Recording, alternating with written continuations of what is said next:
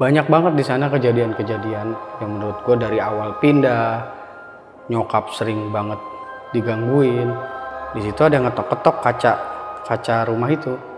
Dia jalan, dia nengok, nyokap gue malah ngajak ngobrol. Mau kemana? Dia senyum. Dia langsung pergi. Pas baru ingat ternyata dia sosok itu mirip sama tetangga gue yang baru meninggal.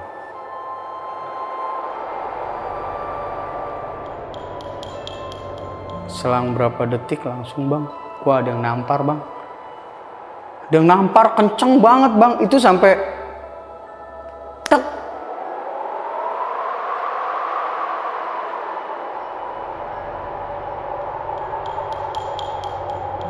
Lagi ngobrol gini, dia madep ke gua, tau-tau nangis, meluk gua, nangis-nangisnya, ngejer-ngejernya. Itu gua kenapa? Itu ada apa? Itu ada boneka. Kok boneka? Boneka kayak apa? Dan gue juga nggak berani langsung nengok. Ketawa perempuan, gitu kan. Wah pasti udah fix ini kuntilanak.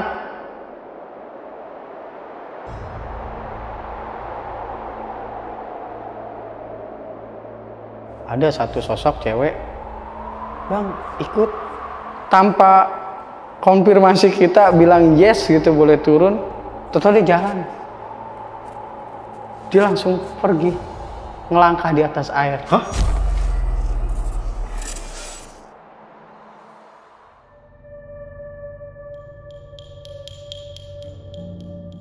Halo semuanya, kembali lagi di Lentera Malam bareng gue Jamal. Dan di segmen Saksi Misteri kali ini, gue udah kedatangan narasumber yang akan cerita tentang pengalaman horornya. Di samping gue udah ada narasumbernya, dan narasumber gue kali ini akan menceritakan tentang tempat tinggalnya atau perumahannya yang bisa dikatakan berhantu. Dan ini kejadiannya di daerah perumahan Tangerang. Kita sapa dulu aja narasumbernya, namanya Bang Eros. Bang, apa kabar Bang? Sehat, alhamdulillah. Oke, Bang. Ini lu tinggal di perumahan ini udah berapa tahun, Bang? Berapa tahunnya dari umur... Gua umur 5 tahun. Tahun 92. 92 ya? 92. Dan Bang Eros ini ada satu kejadian yang menurut gue cukup epic. Karena dia sempat ditampar sama setan ya Bang? Iya, ditampar itu. Ditampar ya? Dan itu lu berasa banget ya? Berasa, sampai gue jatuh. Sampai jatuh. Jadi posisi ditampar itu gue lagi naik motor. Sampai jatuh gitu. Iya, iya. Dan kejadian ditampar setan ini itu ada kaitannya nih. Karena kejadiannya itu di depan sebuah rumah ya, yang bisa dikatakan misterius. Dan buat teman-teman yang penasaran, tonton videonya sampai habis. Tapi sebelum itu, buat kalian nih yang pengen jadi narasumber di Lentera Malam, kalian bisa langsung aja DM ke Instagramnya Lentera Malam. Untuk linknya gue taruh di deskripsi. Yaudah, buat kalian yang penasaran sama cerita dari Bang Eros, tonton videonya sampai habis, dan tanpa basa-basi lagi, Saksi Misteri kita mulai.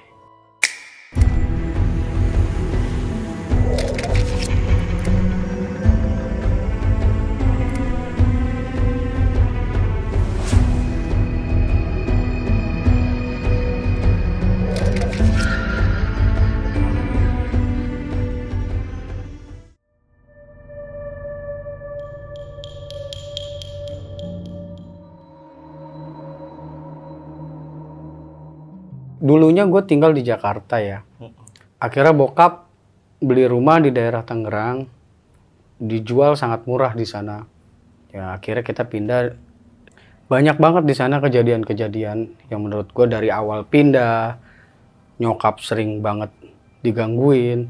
Awal pindah sekitar berapa hari itu, rumah itu kan belum dikasih pagar tuh. Orang bisa kapan aja masuk ke depan halaman kita. Waktu itu kejadian malam-malam sekitar jam 7, nyokap tidur di kamar depan yang belum rapi lah, karena kita baru beberapa hari pindah. Di situ ada yang ngetok-ketok kaca rumah itu.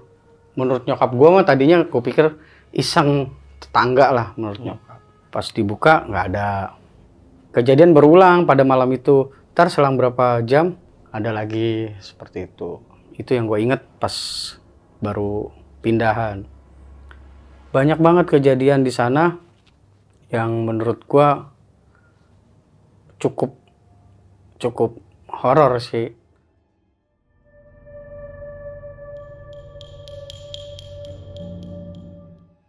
Pernah suatu waktu, dan setiap kejadian itu yang sering ngalamin itu gue menyokap. Dan kejadian itu sama. Jadi dari sosok yang gue temuin, itu hampir sama sosoknya yang nyokap gue temuin juga. Dari di kamar mandi gitu kan. Di kamar mandi itu belakangnya itu nempel satu tembok sama tetangga. Oh, mungkin ini lu boleh digambarin dulu gak sih ruangan rumah lu ini? Oh iya. Jadi rumah gue itu terdiri dari 2 kamar, 1 ruang tamu. Belakangnya ada dapur. Nah, sebelah dapur itu ada kamar mandi. Di situ. Nah, sebelahnya lagi ada samping buat gudang atau noro motor, kendaraan di situ.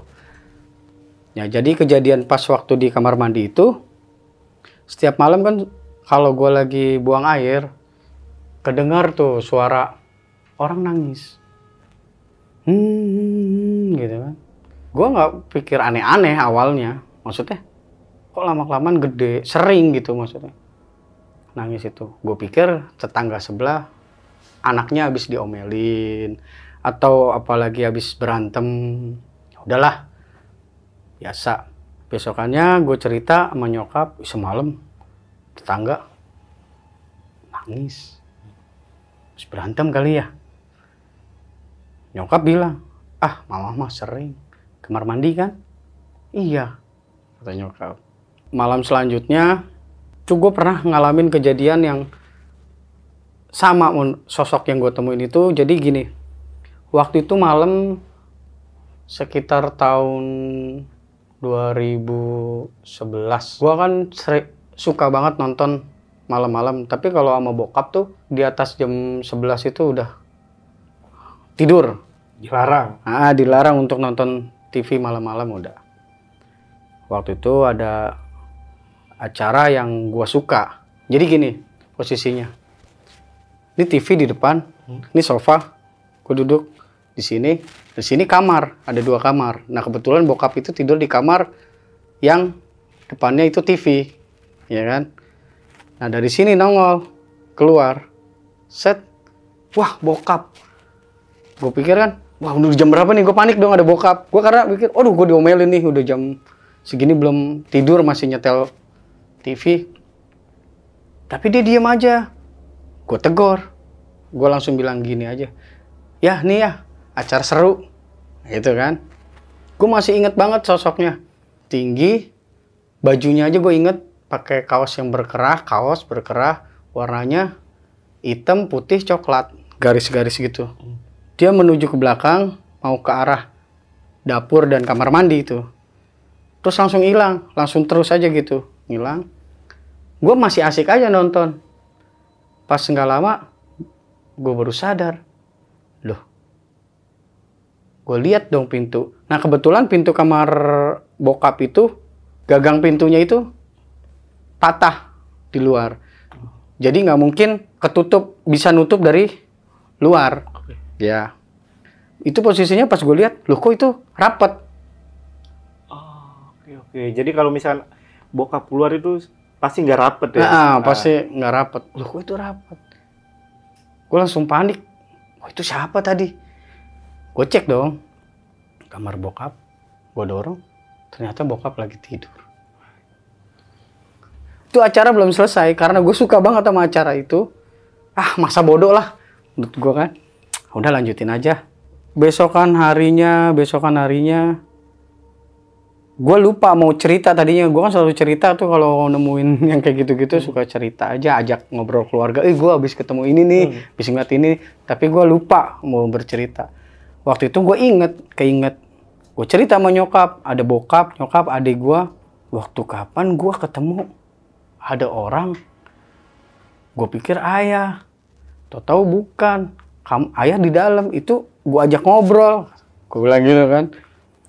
Bener-bener gue ajak, ternyata bukan. Abis gue selesai cerita, nyokap langsung ngomong.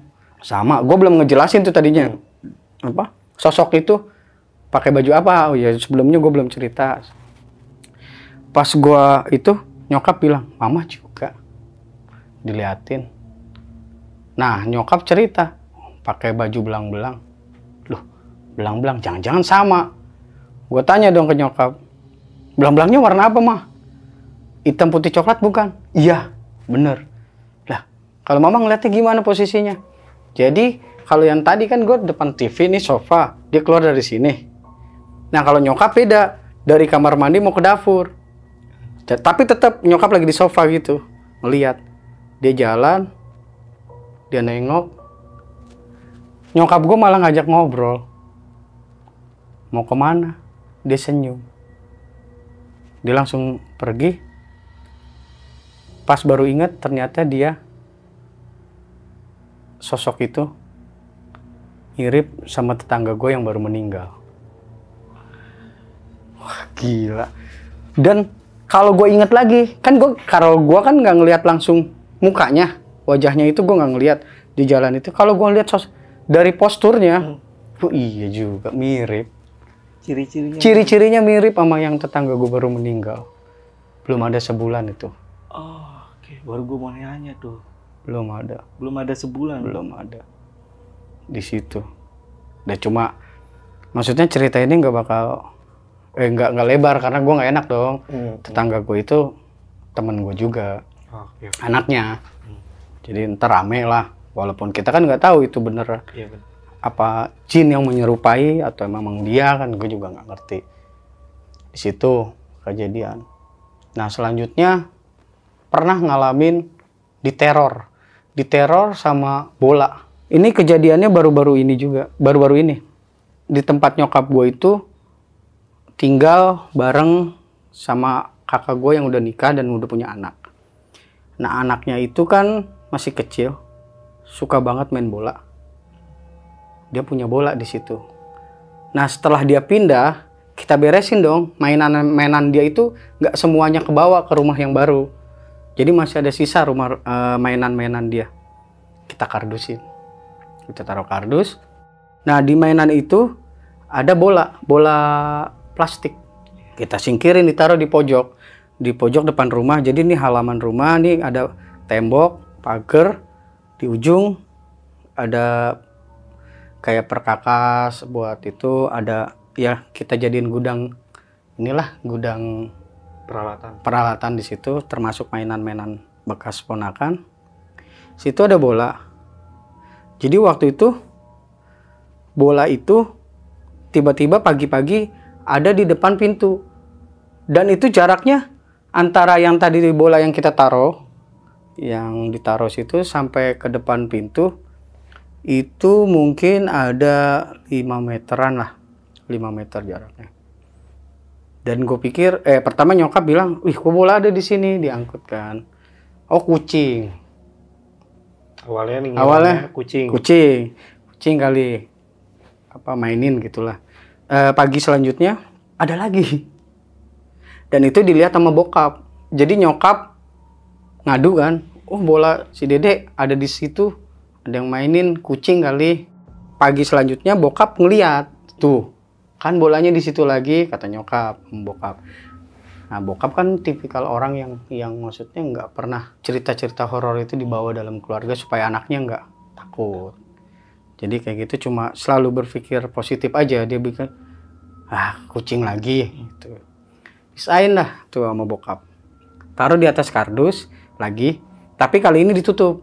Kan tadinya kardusnya posisinya gini nih, kebuka mainan karena banyak, jadi ini dipisahin, dibagi 2 mainan itu, udah jadi ditutup dong. Nah pagi selanjutnya itu gua nyaksiin bertiga sama bokap, sama adik. Karena sebelumnya gue udah tahu cerita itu, nyokap itu udah cerita, nih ada bola dipindahin ada di situ. Nah yang pas terakhir gue lihat, gue nyaksiin nyokap, bokap, adik gue ngelihat itu bola lagi ada di pojokan, sedangkan udah rapet.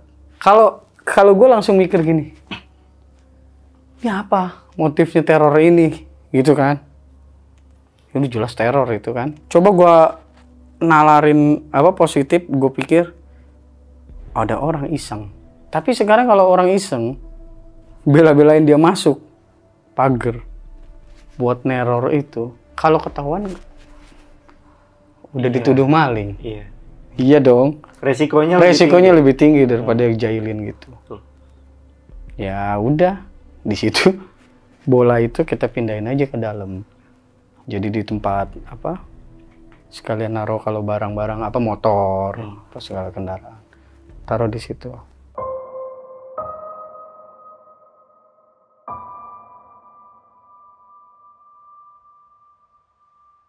Adik gue ngalamin setelah bola itu nggak ada ya. Ada anak kecil main malam-malam. Seperti main bola. Kejadian awal gimana tuh? Jadi gini, maksudnya adik gue kan tidur di kamar depan tuh. Yang deket banget sama halaman rumah. Sama depan jalan. Kan rumah gue itu jalur utama. Jadi mobil kendaraan apa lewat situ kan. Menurut adik gue sekitar jam 12-an ke atas. Dia dengar ada anak kecil main, woi gitu.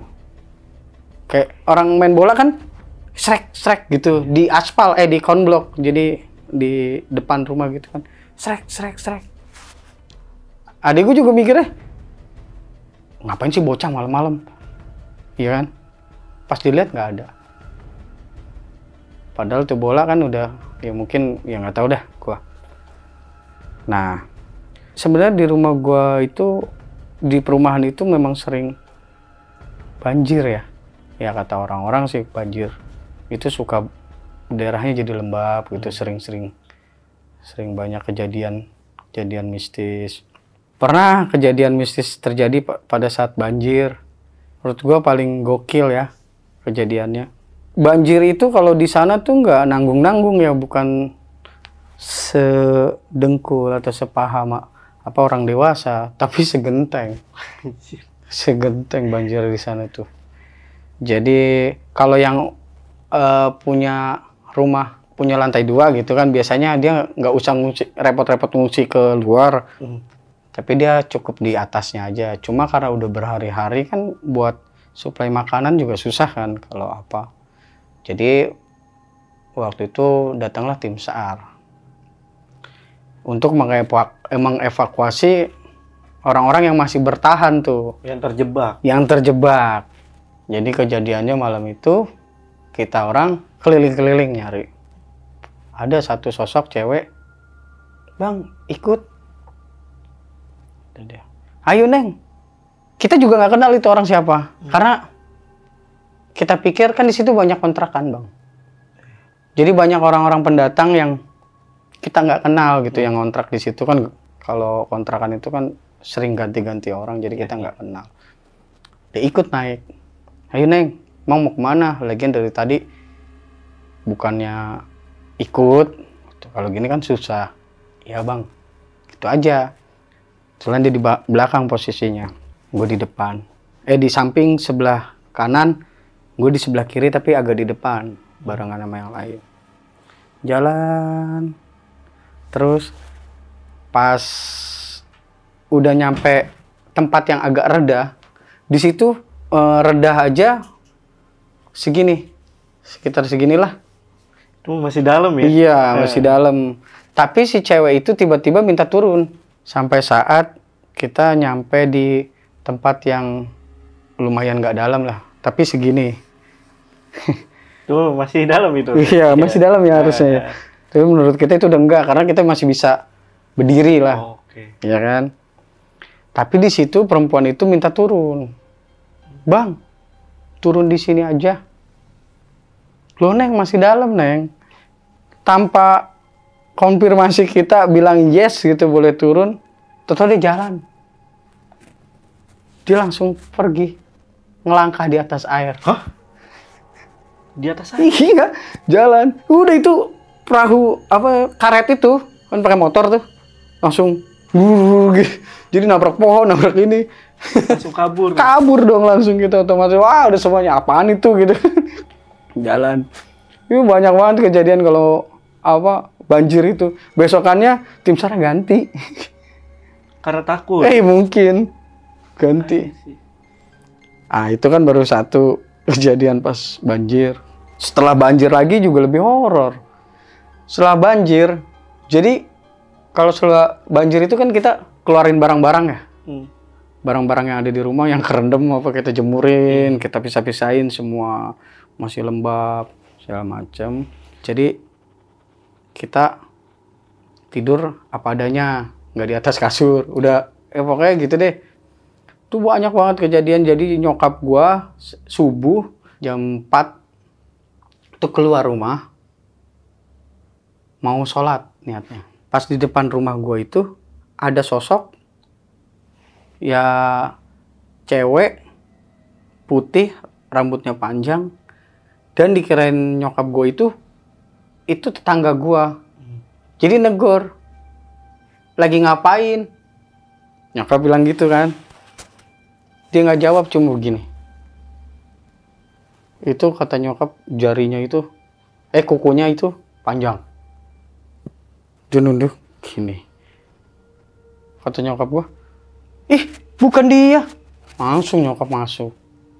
Bukan tetangga lu ya? Bukan tetangga gua. Kabur nyokap gua. Besokannya lagi gua ceritanya dijenguk sama temen. Iya mungkin dia pengen nengokin gua yang habis kena musibah banjir. Berhubung ruangan lagi berantakan, jadi dia ngobrol sama guanya di depan rumah gitu. Tapi ada kursi gitu. Sofa yang udah masih basah padahal cuma gue lapisin plastik aja biar dia bisa duduk. Kita duduk, kita lagi asik ngobrol begini, dua-duaan gini. Jadi teman gue itu cewek. Dia lagi ngobrol gini, dia ngeliat belakang gue. Jadi sebelah rumah gue ini kalau abis banjir tuh nggak langsung diberesin rumah. Jadi dia nunggu kering banget, nanti dia nyuruh orang untuk beresin gitu ya.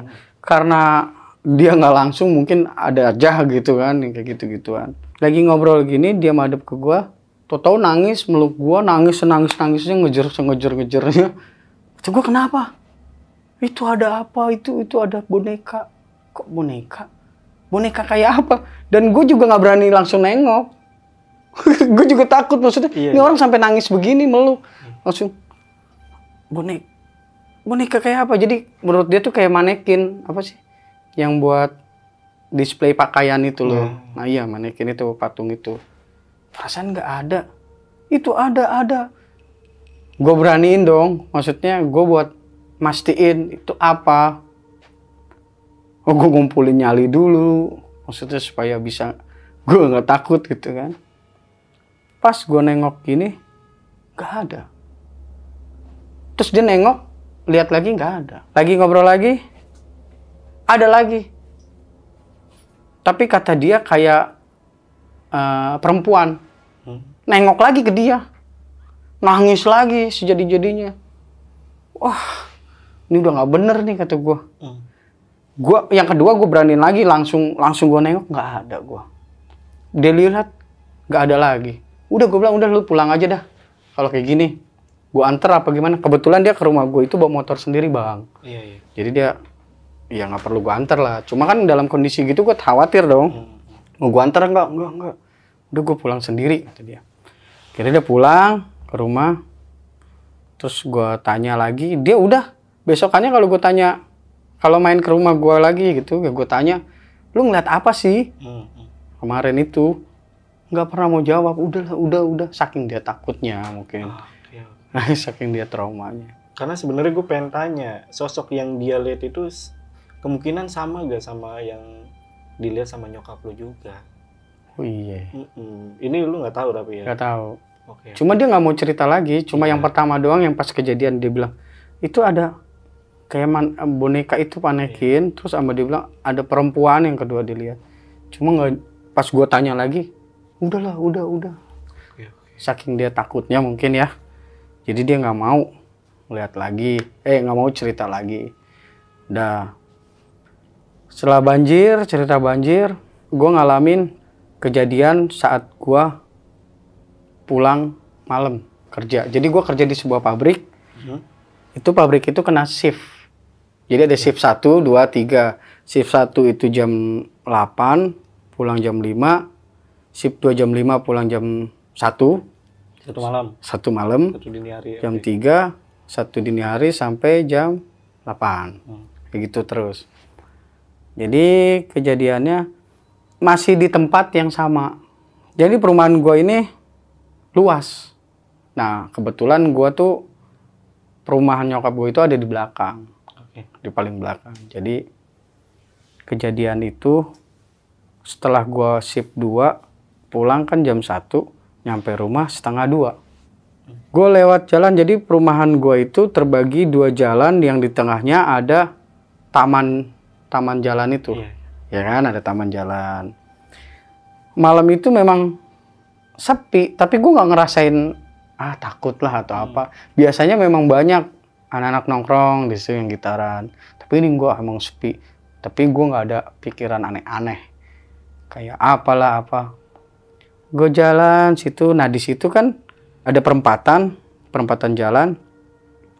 Dimana yang sebelah kanan itu ada rumah. Temboknya tinggi-tinggi. Terus sampai sekarang gue juga nggak pernah kenal penghuninya siapa. Walaupun tetangga. Agak lumayan jauh, tapi gue nggak pernah tahu. Kan biasanya gue tahu lah, ini rumahnya siapa, ini yang punya ini siapa, tapi gue nggak pernah tahu. Jadi di rumah itu kayak tertutup gitu bang, bener-bener tertutup rumah itu.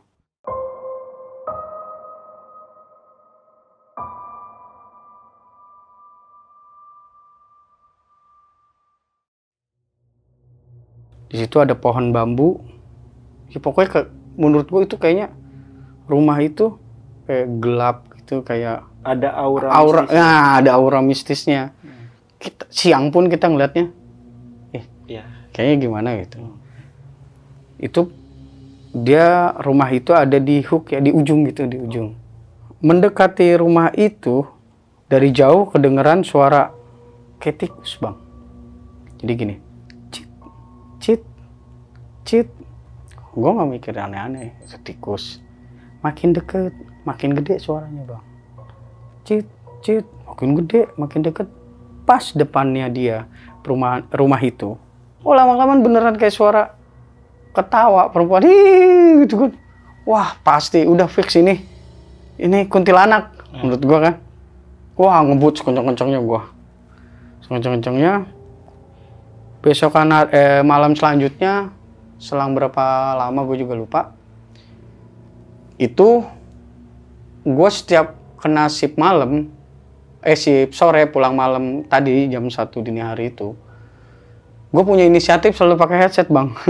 Biar nggak dengar suara-suara. Biar nggak dengar suara-suara aneh gitu lagi gitu kan. Jadi aman kalau misalnya gue lewat situ lagi aman. Jadi di situ posisinya jalur untuk menuju rumah gue itu cuma itu. Karena jalan yang lain perumahan itu kan biasanya banyak portal bang. Kalau udah malam itu di portal-portal, cuma jalur situ aja yang gue lewatin. Ya mau nggak mau kita harus lewat jalur situ kan, lewatin rumah itu lagi dong. Nah kejadian kedua ini menurut gue lumayan sih. Di jalur itu lagi, di depan rumah itu lagi. Jadi posisinya gue sebelah kiri kan, kalau dia di kanan. Itu dari jauh dia ada sosok anak kecil dan orang dewasa gitu. Dan menurut gue itu bukan bapak dan anak. Karena kalau dilihat dari fisiknya nggak mirip.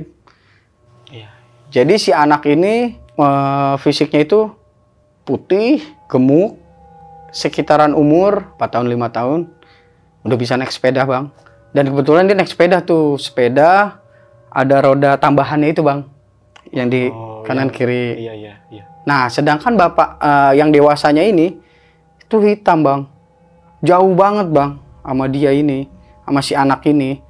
Dia juga menggunakan sepeda, mau arah ke depan. Saya kan mau masuk nih.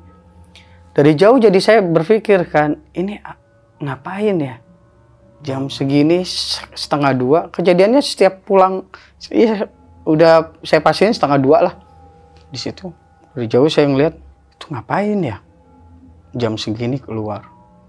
Pas dia lewat, papasan dengan gua, di situ gue mikir, langsung gue sadar, ini kan malam Jumat, Jumat dini hari dong, jam 1:30, ini kan Jumat dini hari. Gue berhenti dong bang, gue pakai motor kalau pulang pergi kerja itu. Gue berhenti, gue nengok ke kanan, itu mereka berdua berhenti juga bang. berhenti, sama-sama nengok ke gua, senyum bang. Begini bang, senyum. Senyum hampir kelihatan gigi gimana sih, kayak orang ngeledek gitu. Di situ langsung, wah, itu bukan ngapain dia begitu. Udah dong, gue ngebut lagi, gue ngebut. Kok kejadian pertama, kejadian kedua itu ada di situ, di depan rumah itu. Tapi dua sosok bapak-bapak sama anak ini lu nggak kenal? Nggak kenal. Bukan penghuni rumah itu juga? Apalagi kan gue bilang gue nggak kenal sama Bener-bener nggak pernah ngelihat itu berdua itu, sosok itu. Sama penghuni rumah itu juga lu belum? Enggak, sampai sekarang. Bahkan kalau gue pikir itu yang mereka itu ngapain bang, coba kita pikir. Kalau gue kan buat mastiin ngapain mereka gitu. Nengok lagi, mereka nengok juga ke gue sambil senyum. Gue mikir lagi, kok kejadiannya sama di tempat yang sama, ini ada apa di situ.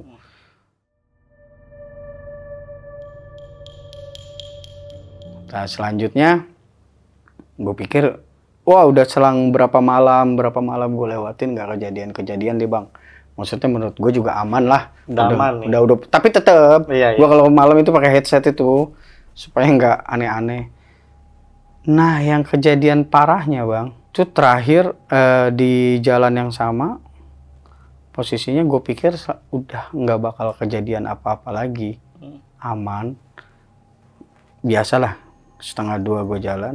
Dan kebetulan di depan gue itu ada mobil bang, mobil warna putih. Apalagi ada mobil gitu kan, kalaupun kejadian apa-apa, gue bisa minta tolong gitu kan, atau apalah. Dan gue ngerasa aman, ada temennya gitu. Jadi mendekati rumah itu, jadi di situ kan ada polisi tidur bang. Dan gue pada saat itu lagi make helm yang kaca helmnya itu gampang jatuh bang. Udah kendor bang. Udah kendor. Iya. Jadi pas ngelewatin polisi tidur, auto ketutup dong. Banyak tuh kan. Banyak tuh. Gojek yang Gojek kayak gitu ya. Iya langsung tiba-tiba ketutup, truk.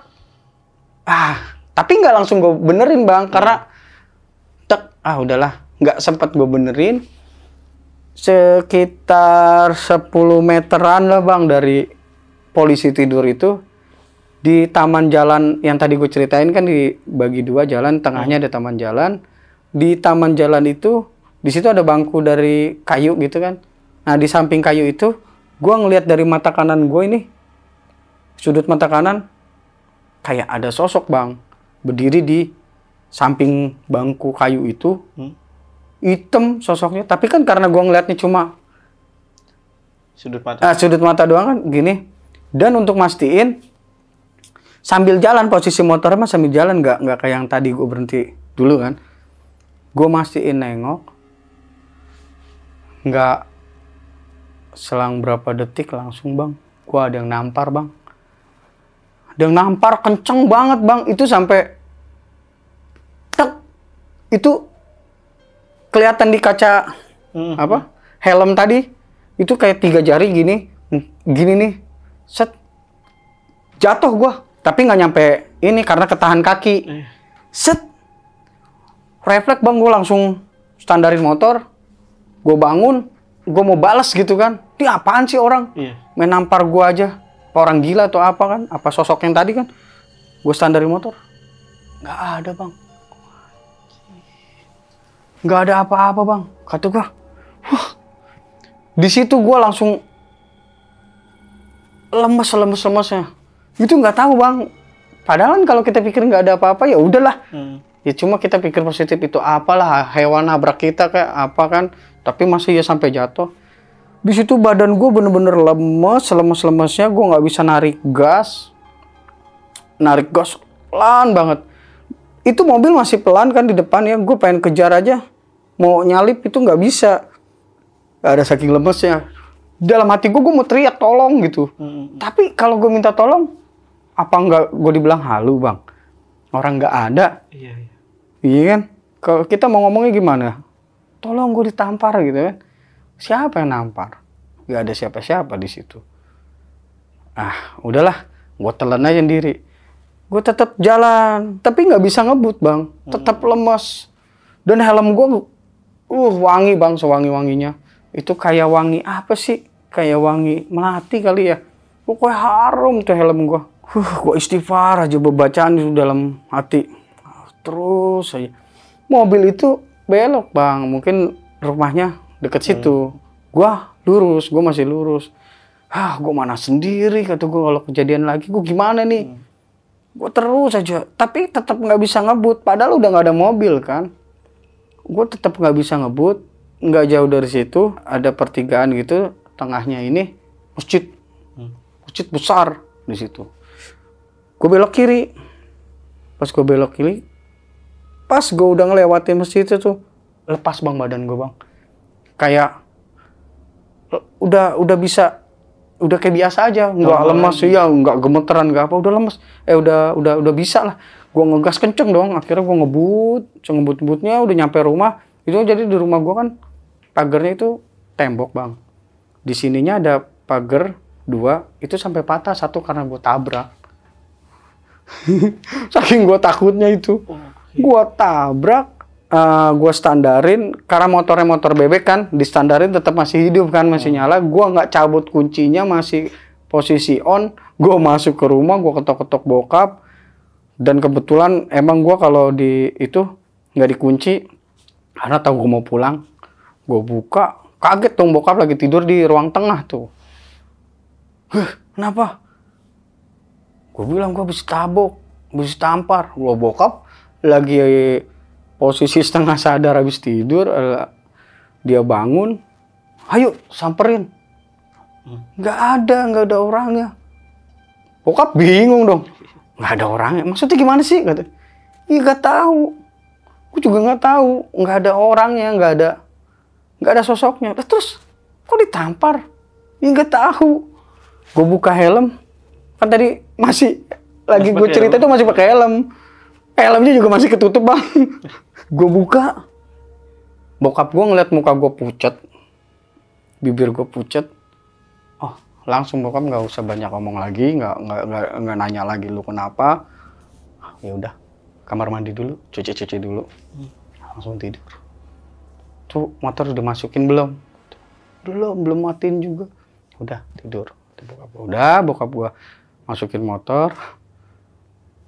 Besokannya gue mau berangkat, bokap pesen, udah lu kalau mau pulang nanti, kalau takut kabarin aja, telepon tadi jemput. Di pabrik gue tanya dong sama temen gue yang paham lah gitu-gituan. Kebetulan dia juga guru ngaji bang. Gue tanya, gue manggil Ustadz, kemarin gue belum selesai cerita sama dia langsung nebak. Lo bos dikerjain ya? Iya Tat, gue ditampol, gue ditampar. Udah, itu iseng kata dia, dari rumah yang itu. Wah. Jadi menurut dia yang dia bisa baca katanya dari rumah itu. Rumah itu mana yang depan? Ya, gue udah pasti itu pasti rumah itu gitu kan. Oh, ini padahal temen lu belum makanya main ke perumahan lo? Belum pernah dia. Belum pernah? Iya. Ya mungkin dia bilang, ya memang kejadiannya di depan itu, rumah itu. Dia bilang di depan rumah itu. Udah, kata dia, lu kalau pulang, sebelum pulang nih lu ambil air wudhu, terus lu baca 3 surat, Al-Fatihah, An-Nas, Al-Ikhlas, terus sama ayat kursi. Nah, terus udah selesai lu tiup ke muka, lu tiup ke telapak tangan, terus lu basuh ke muka. Insya Allah, ya gue bismillah lah pulang. Gue nggak ngubungin bokap sih. Pulang ya alhamdulillah nggak kejadian apa-apa di situ. Jadi kalau menurut gue memang di daerah situ, di rumah itu, depan itu memang ya menurut gue ya cukup itu. Karena ya mau nggak mau gue bisa bilang nuduh itu ya karena di situ sih memang kejadiannya. 3 kejadian tadi di situ. Di perumahan gue gitu, cerita-cerita horor yang gue alamin ya lumayan, dari yang namanya besokannya setelah kejadian itu gue direp-rep. Apa ya, direp-rep ya. Itu gue lagi tidur, gini nih posisinya bang, tidur, gini tangannya di bawah pala, tidur. Tapi kok gue ngerasa, gue sadar nggak sadar, gue nengok, pintu nggak ditutup, jadi bokap lagi tidur di ruang tamu.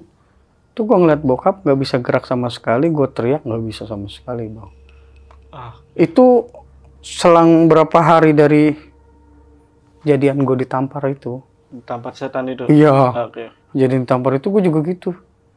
Ini apa kata gue? Ini kok gue nggak bisa gerak? Gue baca sebisa-bisa gue mungkin. Kira kelepas deh bang tuh dari situ. Udah gue cerita lagi bokap. Ternyata gue habis cerita gitu nyokap itu lebih terbuka bang. Bokap, sorry.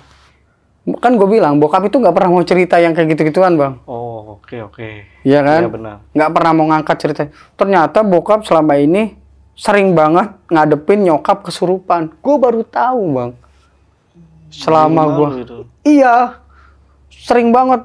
Lah kok ayah nggak pernah cerita? Ya biar anak-anaknya nggak pada takut. Oh jadi sering. Itu di mana kejadiannya? Jadi waktu kejadiannya nyokap itu kan sering banget kalau ngambil air wudhu nggak di belakang, nggak di kamar mandi. Kalau mau sholat itu ngambil air wudhu tuh pasti di depan. Di depan halaman kan ada keran. Iya. Nah, posisinya dia di sebelah kiri, dia wudhu di situ. Nah nggak lama dari situ dia baru mau wudhu, dia surupan kata bokap. Pas ditanya sama bokap gua, lu siapa? Lu ngapain ganggu bini gua? Bokap bilang gitu. Hantu itu jawabnya, ya abis dia rese. Rese kenapa? Gua lagi di sini diinjak. Si ini, sosok ini ngerasa keganggu ketika nyokap gua mau lewat menuju keran air itu. Katanya diinjak apa, diapain gitu. Sering katanya. Nah itu kali itu mungkin si itunya udah kesel dimasukin. Oke. Jadi sering banget ya sebenarnya nyokap yang sering kesurupan. Cuma setiap kejadian itu gue nggak ada bang. Lu lagi kerja? Iya, gue lagi kerja. Entah gue lagi udah pada tidur anak-anaknya gitu. Jadi nggak ada yang tahu.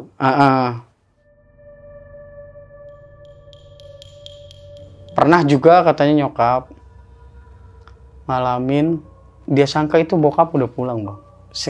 Jadi dulu pas bokap gue masih kerja di Jakarta, pulang malam lembur, dikirain nyokap gue itu bokap itu hampir ditiban lagi di tempat tidur, hampir ditindiin, ayah udah pulang. Tau-tau dia nindih. Gimana ceritanya gue detailnya gitu, pokoknya ditindih nyokap. Pas udah ditindih gini, tok assalamualaikum, hilang langsung. Bokap gua ternyata bang baru datang. Jadi yang tadi itu bukan bokap gua. Iya. Makanya nyokap gua kan awalnya apa sih? Ayah tumben amat langsung kayak gerusuk gitu nindih. Pas ketindian bagus belum lama bang langsung tok assalamualaikum gitu. Bokap baru pulang kerja. Langsung hilang tuh sosok nyokap. Ayah langsung kan cerita. Nyokap tadi ada gini bang. Iya bang, sering. Digangguinnya menurut gua, ngeselin banget bang. Jadi gini, gua lagi tidur, kebetulan gua lagi main HP, gua tidur sama bokap di sebelah. Kan biasa bang kalau orang tua, kalau tidur tuh cepet banget bang. Baru nempel di kasur udah langsung pules, langsung ngorok. Tahu dia pules itu ngorok. Jadi ketika bokap gua ngorok, ada yang nangis bang di kamar itu. Posisinya di atas ini kayaknya sih sumber suaranya, di atas plafon ya. Kan yang awal kan di kamar mandi, kalau ini di atas. Gua lagi nyetel di YouTube kan, lagi nonton, gua matiin, gua pause. Apaan tuh? Nangis. Kok lama? Udah gua bangunin bokap dong. Ya bangun. Udah bangun. Apa? Itu tadi ada yang nangis. Mana? Gak ada apa-apa. Kamu mah ngayal mulu. Abis dibilang, oh nggak ada, dia tidur bentar, langsung ngorok bang. Nggak lama lagi ngorok, itu lebih keras bang. Wah kurang ajar. Langsung lebih keras. Ya gue otomatis, udah ini emang nggak beres. Ngapain gue bangunin bokap gue ini udah iseng ini kan. Kalau gue bangunin juga lu diem lagi. Gue langsung masuk selimut aja, gue langsung udah tidur. Makanya gue mendingan begitu bang. Iya. Nah, jadi cerita yang tadi itu kan saat gue masih tinggal di rumah nyokap dan saat gue masih bujangan. Iya. Nah, setelah gue nikah, jadi setahun gue nikah itu gue belum pindah ke rumah gue. Jadi gue masih numpang ke nyokap dulu karena rumah yang baru belum direnov. Jadi gue numpang lah. Gue ajak istri gue main tinggal di gue. Dan istri gue ngalamin juga banyak kejadian di situ. Okay. Yang dia sendiri tadinya belum pernah ngalamin. Dari yang dierep-rep. Yang paling serem menurut lu yang mana dari awal kejadian tuh? Soal bini nih, yang ngalamin kejadian juga. Soal istri. Kalau dia tuh lebih ke ini bang, dipanggil bang. Kayak ada yang manggil nama dia bang. Oke. Lagi tidur. Dipanggil nama dia. Gede. Jadi dia tuh nggak sekali dua kali dipanggil. Dan dipanggilnya itu beda-beda bang sosoknya bang. Suaranya bang. Jadi ada yang kata dia, menurut dia suara perempuan. Ada cowok. Bahkan ada anak kecil. Kalau anak kecil tuh nangis bang. Nangis orok. Terus saya bilang, beneran nangis? Iya. Sedangkan di gang kita itu nggak ada bayi baru lahir. Nggak ada. Ya, itu sih kalau yang dialamin dari istri. Jadi dia cerita, yang kok aku sering banget ngalamin di sini mah sering, tapi ya nggak ada yang ganggu parah lah, nggak nyampe. Nih ya udah kita sabarin. Saya bilang gitu kan. Akhirnya saya udah pindah. Nah saya udah pindah ke rumah saya yang baru. Kan saya jarang tuh tinggal di situ, ke rumah nyokap. Jadi sewaktu-waktu bini gua itu lagi di rumah mamahnya. Gua pulang kerja malam, berhubungan bini gua itu paginya mau ada kerjaan, ada usaha sama mertua gua. Jadi nggak mungkin gua ikut nginep di situ juga. Jadi gua lari ke tempat nyokap. Sekarang nyokap gua itu sendiri bang kalau malam. Karena bokap itu sekarang udah kerja jadi security. Okay. Kena malam terus. Jadi kan sebenarnya gue pengen bang nemenin nyokap gitu. Tapi kan gimana, adik gue juga udah misah, semua udah pada punya rumah sendiri. Jadi nyokap gue sendiri. Itu nyokap gue udah berani nggak berani lah bang. Ya nggak ada yang nemenin, kasihan juga. Sekali-sekalinya gue baru mau nginep lagi di situ, ngalamin bang gangguan. Mungkin kangen kali ya. Tapi kejadiannya di depan rumah gue, cuma yang gangguin itu sebelah rumah. Yang tadi temen gue nengokin gue yang lihat ada, itu di rumah itu. Jadi posisinya gue baru nyampe rumah. Jadi kan gue udah bilang, kontak, mah mau nginep, pintu nggak usah dikunci deh, biar gampang. Karena gue kan nggak megang serep. Iya siap, kata nyokap. Udah nyampe. Itu rumah emang udah nggak ditempatin. Jadi kan tinggal satu orang tua. Rumahnya gede. Jadi dia tinggal sama anaknya. Di situ sepi. Rencana dikontrakin tapi belum ada yang minat ngisi. Jadi posisinya dia kan sebelahan sama rumah nyokap. Tapi dibatasin tembok yang cuma segini bang.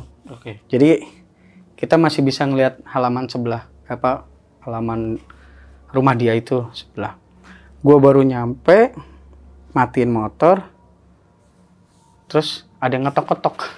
Ada suara ketok-ketok kayak ini loh, kayak kayu diketok. Saya pikir, apa suara mesin motor saya? Kan kalau setelah itu mati kayak tek bawahnya itu. Saya dengerin tapi enggak. Kedua kali gini, suara kayu ya, saya samperin. Kan dulu yang pagar rumah nyokap gue yang dulunya besi kan sekarang jadi kayu tuh gara-gara gue tabrak. Iya. Jadi kayu palet gini, dijadiin pagar gitu. Gue pikir suara itu dong. Entah itu ada hewan atau apa yang ini. Gue dengerin sampai gue giniin bang ke pagar itu. Kok enggak? Pas gue mau balik lagi ke motor, kaca bang, gantian suara kaca. Jadi kaca sebelah rumah gue itu ada kaca gitu. Tok. Wah, kata gue, udah gue langsung masuk. Nah kebetulan gue kan nitipnya pintu ruang tengah nih, yang jangan dikunci. Jadi pintu yang buat naruh motor itu masih dikunci. Gue buka dong, wah masih dulu. Ya udah gue akhirnya muter dulu. Itu motor gue biarin dulu depan, gue bangunin nyokap. Tadi gue diginiin, mama gimana kalau malam? Katanya, apalagi sekarang sendirian mulu. Ya udah mau nggak mau lah. Udah biasa ya? Udah biasa. Dari yang katanya ditarik kakinya, lagi tidur, ada yang narik gitu. Jadi dia mau nggak mau. Sebenarnya sih kasihan, gue pengen ngajak dia ke rumah gue, tapi terbokap gimana sih ngurusin. Tapi ini kan lu yang pertama itu, yang menurut lu itu terornya kan dari bola rumah yang yang kosong itu ya. Bukan yang kosong ya, yang nggak tahu nih penghuninya siapa. Oh iya, yang di depan. Iya benar. Tapi di satu sisi rumah lu ini juga ada kejadian juga kan. Dan itu kalau yang gue baca dari cerita lu, sosoknya sama nih, cewek nih. Sebelum lu pindah ke rumah lu yang ini nih, yang nyokap, itu ada sejarahnya gak sih? Ada latar belakangnya gak mengenai rumah lu ini? Rumah nyokap lu ini? Nggak ada bang. Nggak ada? Cuma bilang bekas apa gitu? Rawa katanya. Rawa doang sih. Nggak ada yang aneh. Tapi menurut gua kanan kiri gua juga emang horor bang. Jadi kebanyakan kejadian itu yang nempel di situ aja. Iya. Di kanan kiri itu juga lumayan sih. Banyak kejadian. Nah kalau tangga lu sendiri pernah cerita juga gak? Pernah kejadian apa gitu? Wow, banyak sih. Oh banyak? Banyak, apalagi yang pas banjir ya, kita cerita yang banjir. Iya. Dia juga hampir sama tuh bang, pas kejadian banjir sama kayak gua yang pernah ngelihat sosok yang menyerupai tetangga gua yang baru aja meninggal ya kan, tadi kan. Dia juga sama, cuma dia beda orangnya, sosoknya yang ditemuin. Itu pernah lagi banjir, tiba-tiba sosok itu nyamperin temen gua. Langsung dia bilang gini bang, istri saya mana? Lagi di pengungsian. Kan semua pada di pengungsian tuh. Oh iya, ayo pak ke sono. Enggak lah, saya mau lihat rumah dulu. Dia masuk deh tuh rumah. Dia buka pintu. Teman saya baru inget, sama kayak saya. Maksudnya baru sadar kalau itu, loh kan? Iya udah meninggal. Lari, wah apalagi bang kalau emang kejadian di situ mah. Kalau kejadian apa namanya banjir, banyak banget. Banyak kejadiannya.